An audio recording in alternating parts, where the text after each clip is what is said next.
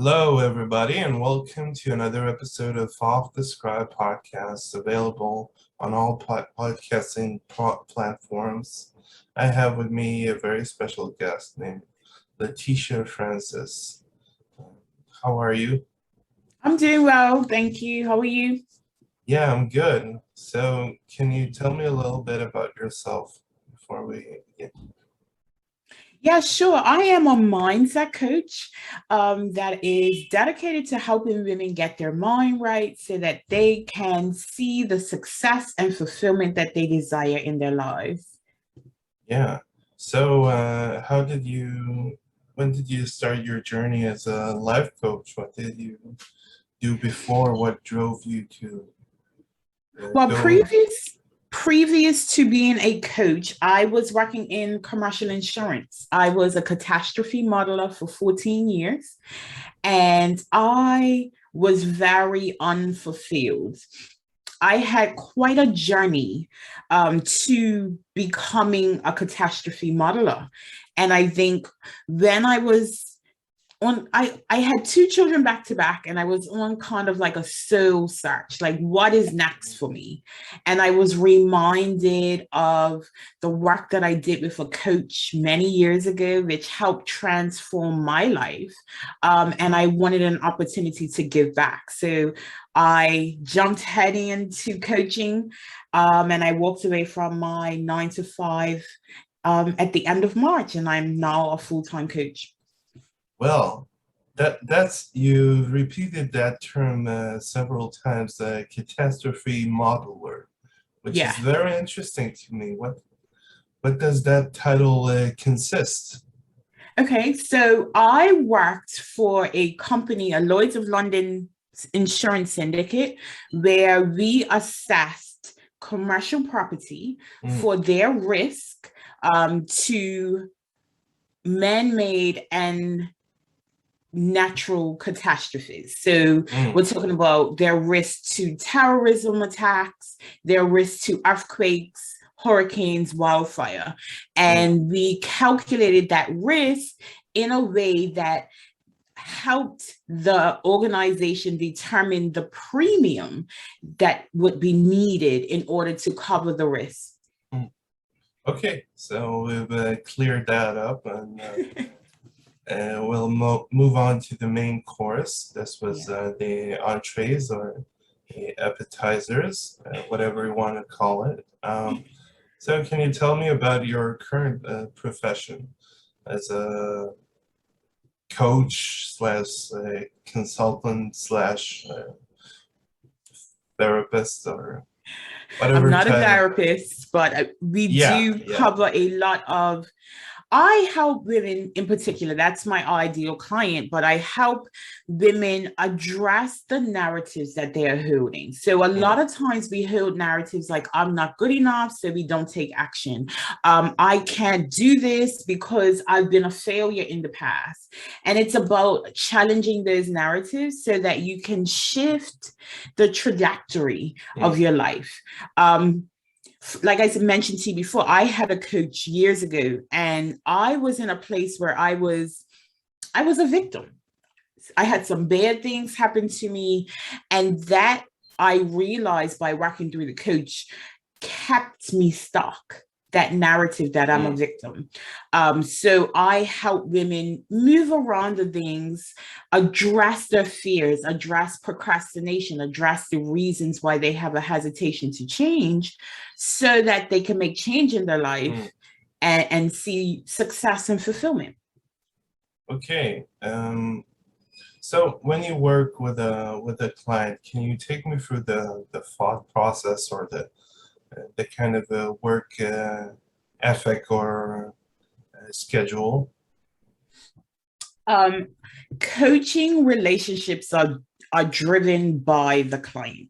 So the Mm, client will come to me with particular need, a particular desire to move forward, and we work around their needs. And it's about addressing what is holding them back so that they can take action. Coaching is very action driven. So we work through each session, and at the end, there is always action. There is always something that they take away from each session so that they can move themselves forward. But in the sessions, there is a lot of questioning. I just say I'm a very curious person and I ask great questions. And those questions allow my clients to look at themselves a little differently, to challenge their narratives. One of the things that I focus on quite heavily is limiting beliefs. So I'm not enough. I can't do this. And we get to the root of that. I use the table theory. So the table theory is a table cannot stand on one leg, right? It can stand on two, it could possibly stand on three, but it cannot stand on one. So my role as your coach is to take these narratives that you are holding that are keeping you stuck and debunk them so that there's no support for this narrative anymore. And it will help my clients to move forward and take action. Yeah. So what are the kind of techniques specifically that you use when mentoring or working with a client? What are the kind of things going on in the background? I help my clients to identify their core values because I believe that is very, very important. I believe that when we are taking action that is aligned with our core values, we find fulfillment and contentment in life.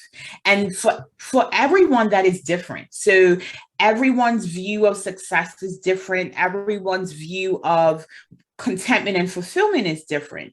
And it's about helping my clients align with their version of that so that they see the fulfillment that they desire. And of course, that is according to their definition. I find that a lot of people get overwhelmed and frustrated because they're trying to reach someone else's version of success. Yeah. So are your kind of profession or work ethic change from client to client, or does it stay the same? Do you have the same kinds of methods, the same approach, the same hours of working, shall we say? I have two different ways of working with me. So I have a program. One of the things that I do enjoy doing is helping women build a business. So I have a signature program, which is very, very focused on helping my clients build a business while they're working with me. And that program is 12 weeks. So I give my clients very, very specific strategy so that they can start building their business. But the time that we spend on the coaching calls is what varies from client to client, because I might have one client who is procrastinating, so they don't take action. So we get to the root of why they are procrastinating. I might have a client who is fearful of getting visible, so we address that. And each week we address the most pressing issue that they have. So my signature program is very specific and it's module driven, but the work that I do with my clients is individual based on their needs. Yeah. So when you work with these people or these women, when you kind of try to take apart their lives, are you getting any kind of resistance along the way to the process? Absolutely. I get resistance with every single one. This is the thing. We are wired to stay in our comfort zone. And anyone that comes to a coach is ready to get outside of the comfort zone and they need a little push. But all of us resist change. That is how we are biologically wired.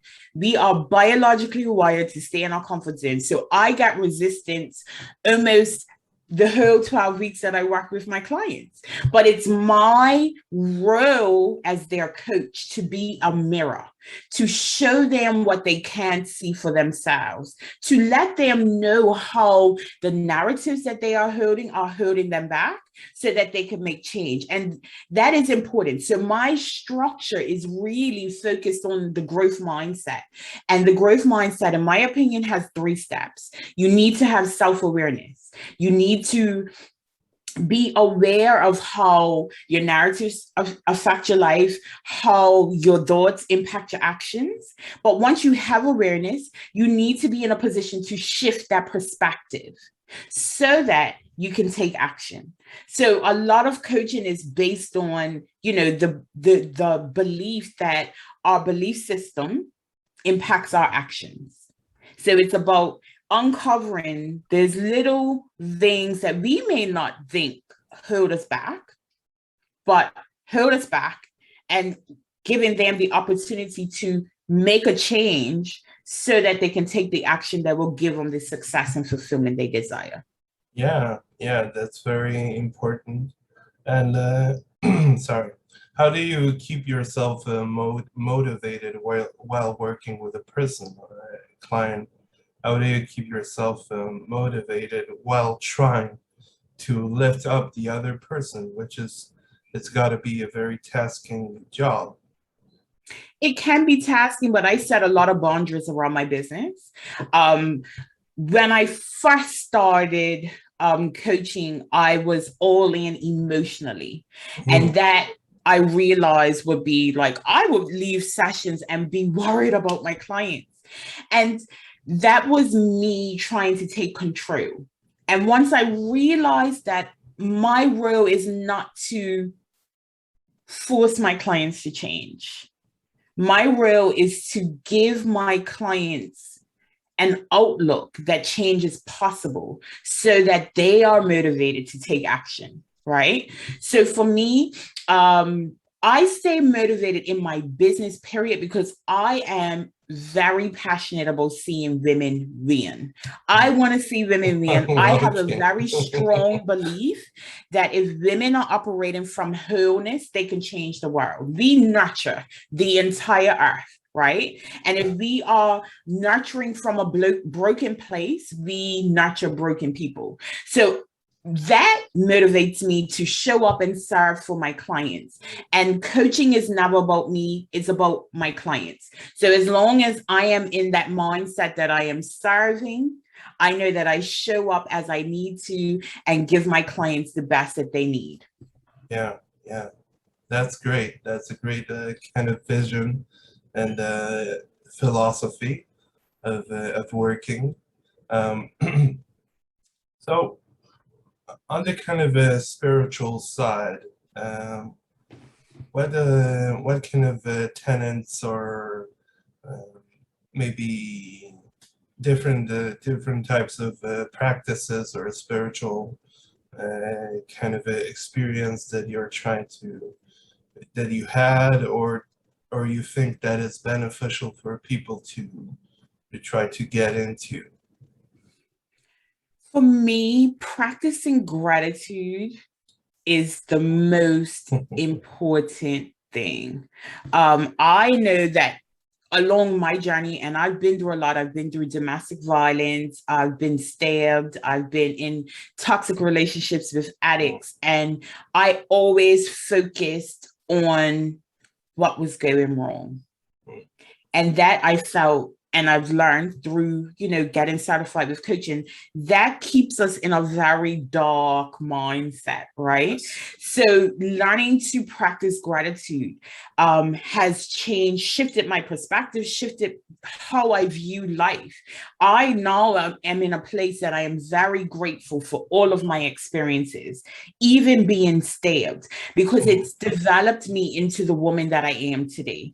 And one of the things that I practice very heavily with my clients, I even published a gratitude reflection journal because I am so confident that practicing gratitude changes someone's life.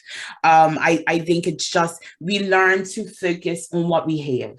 And when we can appreciate that and know that things will get better eventually, I think we operate from a different place. We move from being victims to being thrivers because we are focused on what we have. Yeah, yeah. Do you have any sort of affinity to art? Because I'm very art oriented. I'm an art teacher and an English teacher, and I'm also an academic, which is beside the point. Um, but so, is there a kind of transformational or healing power to any type of art, or is it just beautiful pictures or beautiful music, for example?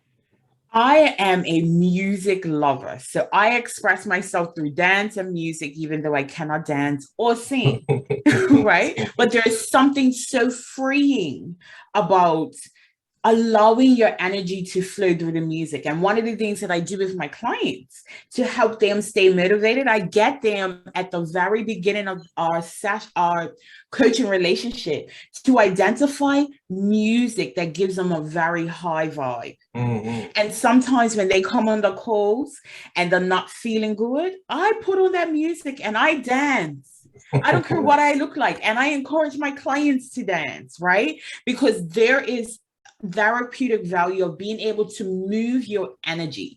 So even with art, I believe, with paintings and pictures, that's an expression of energy. It allows you to move your energy. And I do believe there's therapeutic value in that.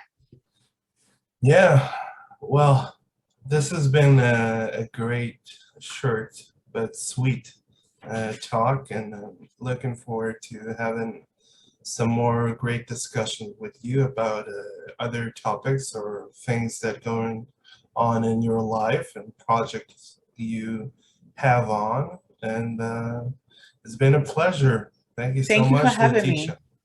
Thank you. And thank you for watching. Bye.